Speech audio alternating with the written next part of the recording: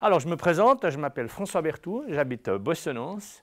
Je suis en fait à la base un enfant de Sensal, mais j'habite depuis plus de 30 ans à Bossonance.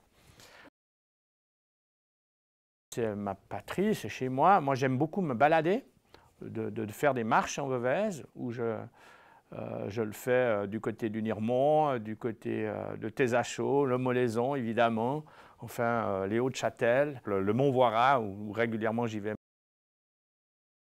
Alors, les endroits que j'aime en Veuvez, la Chapelle du Niremont et sa région, les Alpettes, où je suis né juste en dessous, ça c'est vraiment un petit peu mon cœur qui est un petit peu né là-bas. Le Niremont, j'aime beaucoup la région du Tézachaux, le coin des vestiges de Bossonance, du château de Bossonance. C'est un endroit assez magique, relativement peu connu en Veuvez.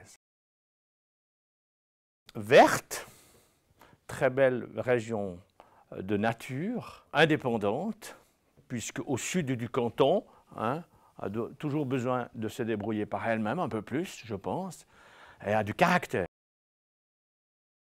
Le caractère très indépendant et un petit peu esprit de clocher, je dirais.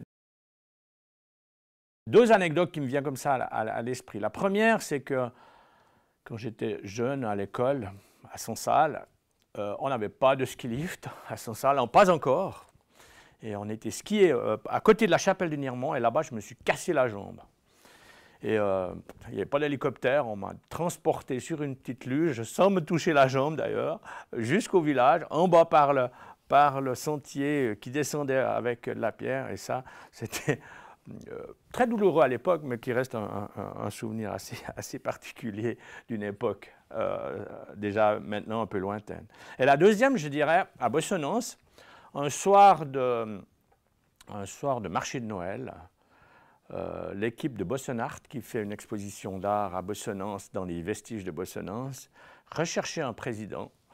Et derrière un verre et tout ça, l'équipe de Bossonart de l'époque me dit « Mais toi, tu devrais devenir président. » Puis je dirais « Bon, l'art, chez moi, voilà. » Et finalement, mon épouse qui était à côté de moi me dit « Ouais, mais moi, toi, tu as toujours voulu faire quelque chose avec les vestiges de Bossonart, les vestiges du château de Bossonance, alors c'est l'occasion. » Et du coup, derrière un verre, j'ai accepté le défi et depuis, je suis depuis 2021 le président de Bossonart et qui va bientôt monter une exposition l'année prochaine, au mois d'août.